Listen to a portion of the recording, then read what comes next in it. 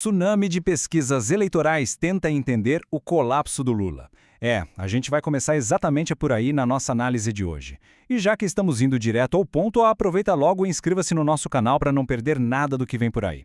Bom, o foco do material que a gente está destrinchando agora é um fenômeno no mínimo bizarro que está rolando nos bastidores da política. Uma verdadeira enxurrada de pesquisas voltadas lá para a eleição de 2026. A gente está falando de mais de 2 anos de distância até a urna, pessoal. O cenário está praticamente em branco, ninguém sabe de muita coisa, mas o mercado de pesquisas, esse já está operando a 1000 por hora. Ok, vamos mergulhar nisso. Sabe o que chama a atenção logo de cara? Olha só essa anomalia absurda que a fonte traz. 210. 210 pesquisas eleitorais registradas só nos primeiros 4 meses do ano.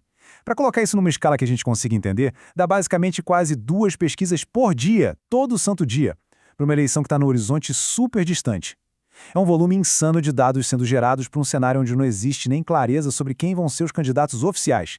Historicamente falando, isso era um negócio que só costumava acontecer nas vésperas da votação, não 2 anos antes. E aí a gente bate no grande mistério que é a espinha dorsal dessa história toda. Por que gastar tanto dinheiro tão cedo? Porque, vamos ser sinceros, pesquisa não é um negócio barato. Principalmente aquelas presenciais, feitas na rua, onde o pesquisador para as pessoas cara a cara, tipo as do Datafolha, sabe? Elas exigem uma equipe gigante, logística complexa, tempo e, claro, um orçamento na casa dos milhões. Então, o que será que está motivando os institutos e a galera que contrata eles a botarem fortunas na mesa num momento tão, mas tão prematuro?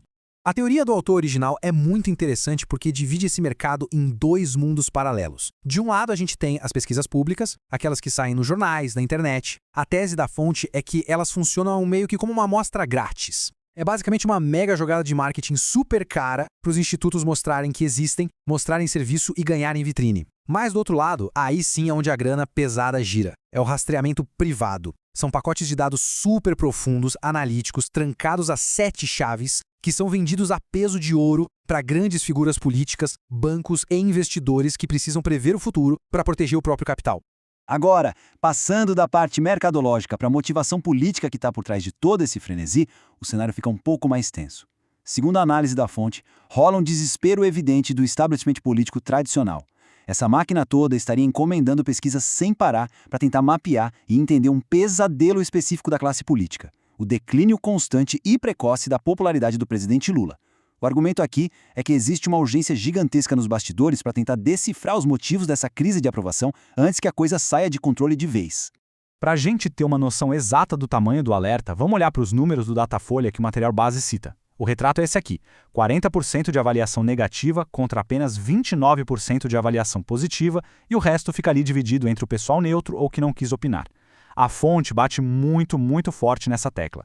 Na visão apresentada pelo criador original, essa trajetória atual da administração está sendo vista como uma tragédia anunciada, algo que, segundo ele, a própria esquerda política está meio atônita e falhando completamente em compreender agora.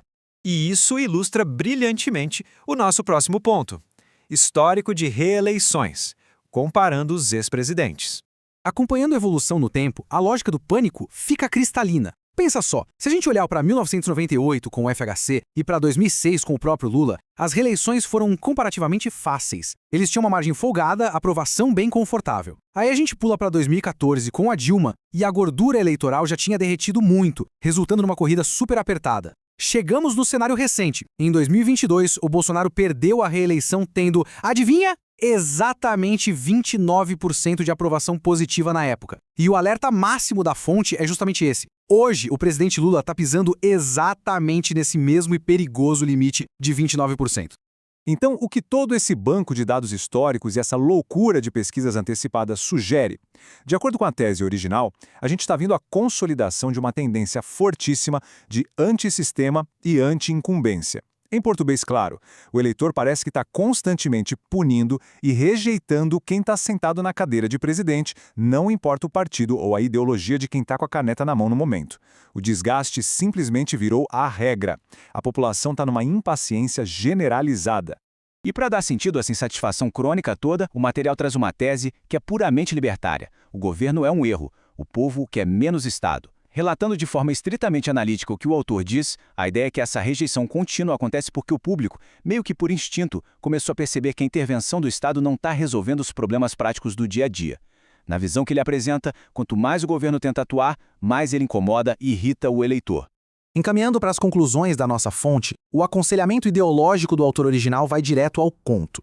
Ele argumenta que essa alta rejeição é fruto dessa falha percebida na ação do governo, certo?